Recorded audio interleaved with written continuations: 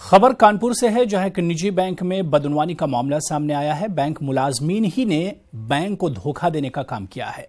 कहा जा रहा है कि मुलाजमीन की मदद से 4 करोड़ 41 लाख रुपए का चूना बैंक को लगाया गया है।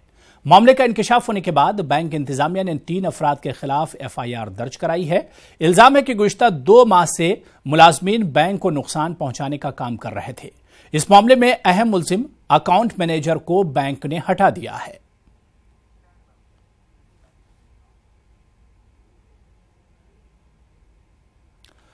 पांच रियासतों में असेंबली इंतखाबात होने हैं। असेंबली इंतखाबात में बीजेपी की जानिब से मुस्लिम उम्मीदवारों को टिकट न दिए जाने और कांग्रेस की जानिब से अदम तवज्जोही के बाद मुस्लिम तंजीमें अब अपनी बेदारी का सबूत दे रही हैं। देखिए राजस्थान की सियासी दहलीज से हमारी ये खास रिपोर्ट।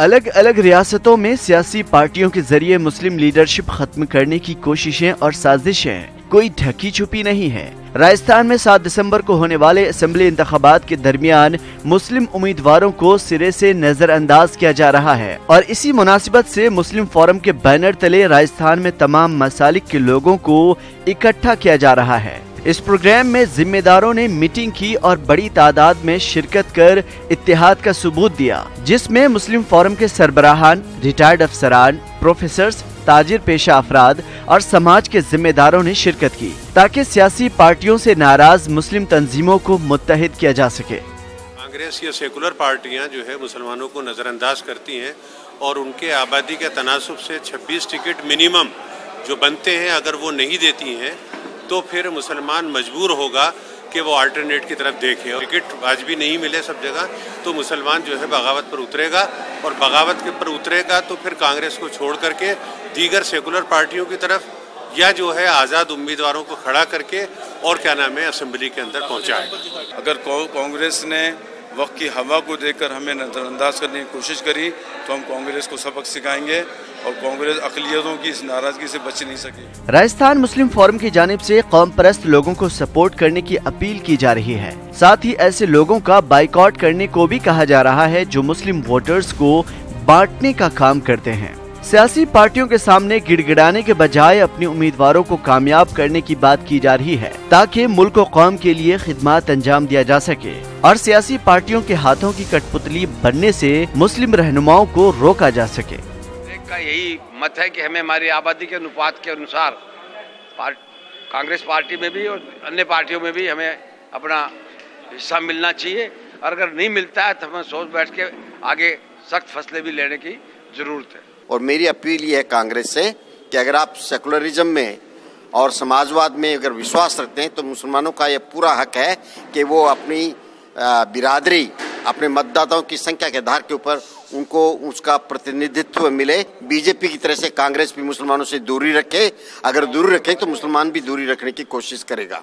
जो भी मुसलमान कैंडिडेट अच्छा हो उसको हम सपोर्ट करें कि हम अपने कैंडिडेट उतार के हम उनको कामयाबी दें ताकि हमारी आवाज वहाँ पहुँचे, बल्कि पार्लियामेंट तक भी हमारी आवाज पहुँचाएंगे इंशाल्लाह आने वाले इलेक्शन में। असेंबली इंतखाबात में बीजेपी की जानिब से मुस्लिम उम्मीदवारों को टिकट न दिए जाने और कांग्रेस की जानिब से अदम तवज्जुही के बाद मुस्लिम तंजीमों को हसासियत का एहसास हो रहा है और इसीलिए अपनी तमाम मसलकी भेदभाव को परे रखकर एक प्लेटफॉर्म पर आने की दावत दी जा रही है, ताकि आइंदा किसी पार्टी के सामने गिड़गिड़ाने की जरूरत न पेश आए।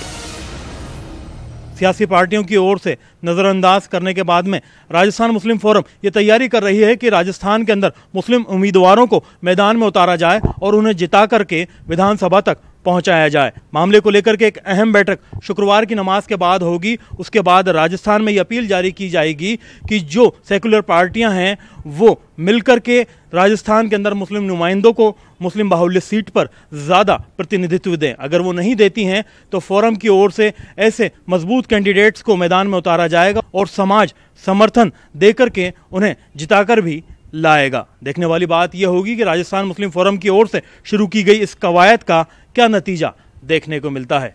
कैमरा पर्सन सोहन के साथ में अरबाज अहमद, न्यूज़ 18 जयपुर। तो नाज़रीन, चलिए इस बुलेटिन में अभी फिलहाल इतना ही। मजीद ताज़ा खबरों के लिए आप लॉग इन कर सकते हैं हमारी वेबसाइट news18urdu.com पर। आदाब।